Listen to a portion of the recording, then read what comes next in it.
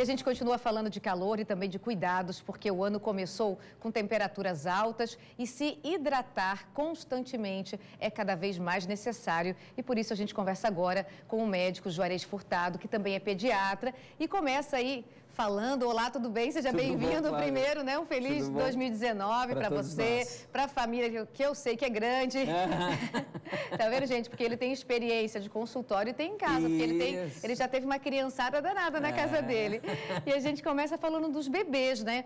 Porque o bebezinho, ele não sabe, assim, se manifestar, dizer que está com sede, pedir água. E esse bebezinho que só amamenta, doutor Juarez, a gente pode dar água ou não? Então, estando amamentando no peito, né, Flávia, teoricamente a criança já tem uma composição hídrica, já tem água ali o bastante. Mas as mães ficam mesmo assim preocupadas. Então eu sugiro que as crianças maiores, aquelas que já passaram os 4, 5, 6 meses, que sim possa se suplementar um pouquinho com água ou até aguinha de coco um pouco diluída, onde tem vários eletrólitos, então agora para o verão é muito bom. Quando você fala de água de coco, é água de coco mesmo, não é de caixinha? Não é de caixinha. Não, água de coco. E nós temos o coco aqui, né, no supermercado, então não tem por que comprar de caixinha. Se tu está em São Paulo, se tu está, enfim, que você não consegue às vezes acessar, mas aqui nós temos, então tem como ter. É bom a gente esclarecer, né? Porque às vezes a gente fala de água de coco e a questão de você oferecer a água e o suco, né? Qual a medida? Porque às vezes a gente vê muito a mãe oferecendo um suquinho de laranja, um suquinho de melancia. Ele substitui a água ou não? A água é a água mesmo? Então, a água é água. A água hidrata e o suquinho, ele, além da água, ele tem alguns componentes ali, minerais, algumas vitaminas. Sempre lembrando, suco de laranja é triste, a gente vê os sucos de laranja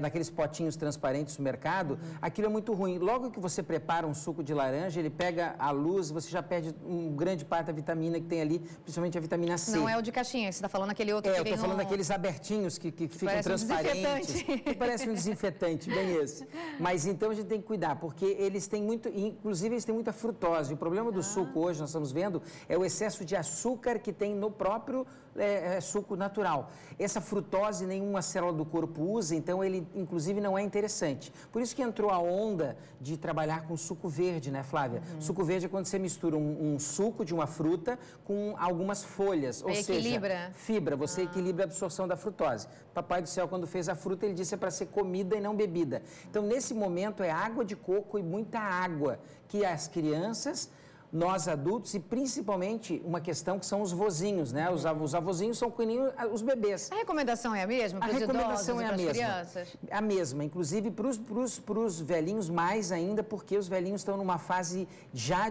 eles estão ressecando, eles estão murchando, a gente vai envelhecendo e vai murchando, vai perdendo água. A gente nasce com quase 80% do corpo água e vai reduzindo isso a ponto de chegar a 50%, 40% quando a gente é velhinho. A gente lembra, vê a vozinha toda enrugada, a pele murchinha. Então, um vozinho, uma vozinha tem que ter água de coco, tem que ter água à vontade, mais inclusive do que os próprios bebês. E pra gente, doutor, a quantidade ideal de água em um dia comum é o quê? 2 litros ou 3? Em média 2 litros. Agora, nessa época, o ideal é chegar até 3. Claro que você vai misturar com suco, vai misturar às vezes, vai misturar com a cerveja, vai misturar com outro líquido. A cerveja tem água também, não fala isso, não fala isso. Senão vai ter gente indo abrir a geladeira para pegar cerveja. Mas cerveja não hidrata, inclusive quer evitar ressaca, bebe a cerveja com um pouquinho de água. Aí você não desidrata e não tem a dor de cabeça do outro dia. É que o doutor está de férias, gente, então ele está nesse clima da cervejinha. Por isso que ele está dando a dica para você que está em casa e está de férias também. Com certeza. Porque essa época é muito boa para a gente curtir mesmo com a família. Claro. E tem a cervejinha. Então a gente está aqui para ajudar você a tomar cervejinha e não passar mal, né? E não pode, né? Mal. Se tu tiver água, se tu tiver frutas, tenho certeza que no outro dia você vai estar inteiro. E a questão das crianças maiores, né? É importante a gente ficar oferecendo também, porque a garotada tá lá no videogame, tá jogando bola, tá brincando com o vizinho. Eles também esquecem de tomar água, né? Flávia, não só tomar água quando comer, né? E as frutinhas, por exemplo, que nessa época com minerais e vitaminas é importante. Então, a mãe já prepara, isso é interessante, de manhã cedo, prepara uma salada de fruta, corta ela, porque tem que ser cortada, a criança não vai comer nada que não esteja cortado. Um adulto já não faz isso. Eu sempre falo que se eu tivesse alguém que deixasse as frutas cortadinhas para mim, eu comeria todas todos os dias. Não é? Mas a gente é muito, enfim, preguiçoso. Faça salada de fruta todo dia de manhã, prepare a sua aguinha de coco, deixe ela guardadinha e durante o dia vai oferecendo. A criança, quando a gente tem sede, vai beber, a gente já está com déficit de água, né, Flávia? Não então, pode ter a sede, no caso. A gente não deve ter a sede. Quando você teve a sede, você já está devendo e precisando muito. E quando a gente fala da questão da alimentação nesse calor, né? A gente continua com a alimentação de sempre, assim, arroz, feijão, macarrão, ou dá uma amenizada? Então, esse é perigoso, porque se tu vai comer uma feijoada, se tu vai comer uma coisa mais pesada, você tem chance de dificultar a digestão, porque a hidratação atrapalha também esse processo digestório. Então, a gente tem que ter esse estado de calor. Agora não é época de comer, agora é época de mais beber e comer frutas. Não tem problema, então, porque às vezes você sabe como é mãe, né? Mais do que ninguém. Nossa, tem que comer, tem que comer. Se o filho não almoça, a gente fica muito preocupada. Não comeu comida salgada, é o que a gente fala, né? Mas não lembrou que acordou há 10 minutos e quem acorda há 10 minutos não vai ter apetite para almoçar perto do meio-dia. Isso é uma coisa que acontece muito, né? E na questão do ar-condicionado? Porque está calor, a gente pega o controle do ar-condicionado e já vai lá no 17. Isso. Né? E aí? E aí a criançada não tem como. A gente depois que dorme, a gente baixa muito a temperatura do corpo. Baixando essa temperatura do corpo, a gente fica mais frio do que a gente está sentindo.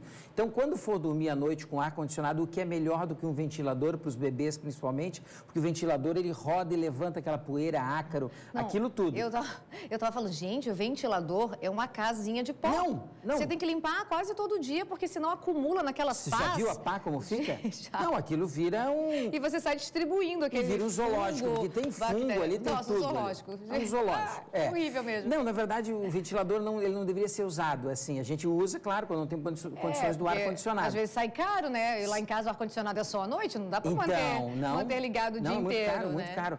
Então você liga o ar-condicionado entre 23 e 24, claro que não mantém no 17, claro que no início bota o 17 e depois mantém no 23 e 24.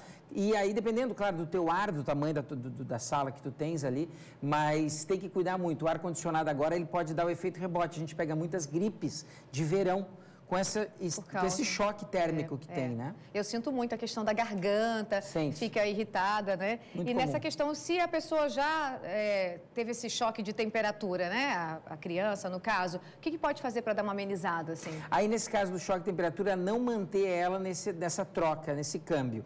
Você tem que aí promover alimentos leves para ela e, claro, se ela porventura persistir com sintomas, dor de garganta, febre, começar a ter, inclusive, incômodos, aí tem que procurar um médico porque ele pode precisar de medicamentos.